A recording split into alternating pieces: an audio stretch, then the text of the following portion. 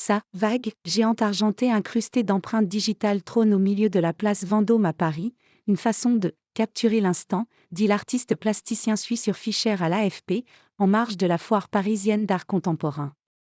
Malgré la pluie mercredi, cette sculpture monumentale arrêtait les passants, curieux devant cette forme percée d'un jour, qui laisse voir l'environnement à travers elle, dans ce haut lieu de la joaillerie française.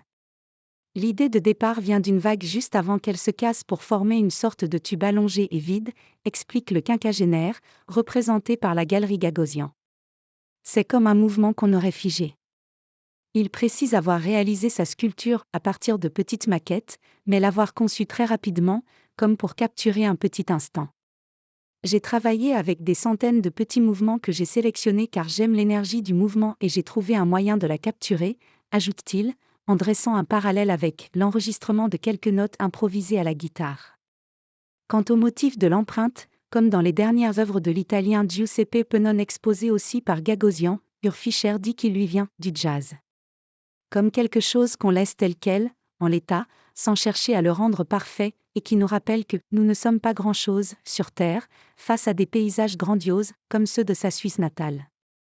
La sculpture fait partie d'un parcours gratuit hors les murs, avec également une installation de l'américaine Sheila Hicks sur le parvis de l'Institut de France et une œuvre du français Daniel Buren et de l'italien Michelangelo Pistoletto au Palais d'Iéna, dans le cadre de la foire Paris Plus par Art Basel, qui débute au Grand Palais éphémère mercredi pour les professionnels et de vendredi à dimanche pour le grand public.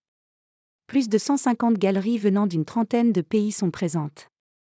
Photographe de formation, Ur Fischer, né en 1973 à Zurich, a débuté son travail dans les années 2000 en alternant dessin, installation, sculpture et collage.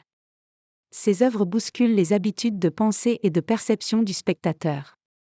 Elles sont réalisées à partir d'une grande variété de supports ou conceptuels, parlant d'un monde étrange et immersif, souvent à la lisière de l'absurde. L'autodestruction en constitue un motif récurrent. Il a notamment répliqué en cire la sculpture florentine de l'enlèvement des Sabines de Giambologna, qui s'est consumée au fil du temps comme une bougie, pour l'inauguration de la Bourse de commerce, lieu d'exposition abritant les collections du milliardaire François Pinault, au cœur de Paris.